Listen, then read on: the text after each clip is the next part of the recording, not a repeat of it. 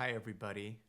Today we have some interesting readings where it looks like the just one is really beset on every side. So Jesus today in the gospel had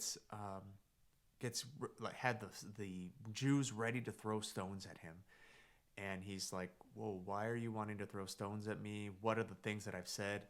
I've done this." And then the first reading from the book of the prophet Jeremiah. I mean, this is just another day for Jeremiah. It feels like, or because he really gets a lot of a lot of people who just are really upset and angry at him because he prophesies the truth from God.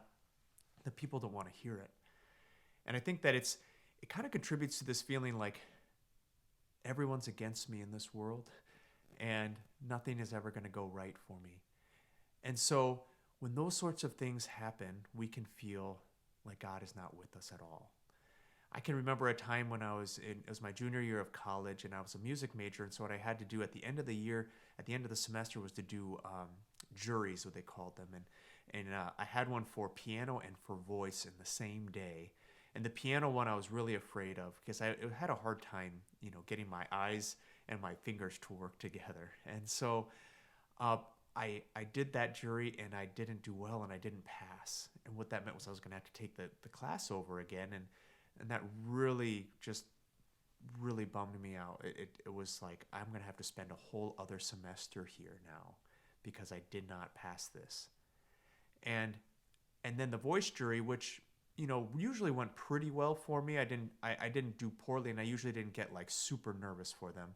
But because I was so upset about the first one, then I really struggled in the second one, and I started to choke during it, that sounds a little more than it really was. It was just that I couldn't get a voice to come out on some of the high notes because I was so emotional upset from what had already happened that day. And so in one day I had failed two tests at the end of a semester, and I just felt like nothing would go right. But I did have good friends, and when a friend took me out for coffee and just kind of sat with me and just stayed with me.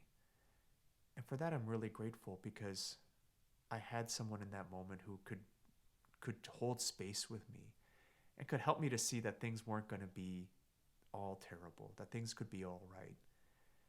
And even in our darkest moments, God is with us. And God saves us from the real attacks, the really harmful ones. And so there can be things that are really terrible in life. And my story, that's kind of a lesser story, I'd say, or one that's not as high stakes perhaps as others of us who've maybe lost loved ones or had a terminal diagnosis. But what we see is that in God, He always is with us for the victory, that He's even has power over sin and death.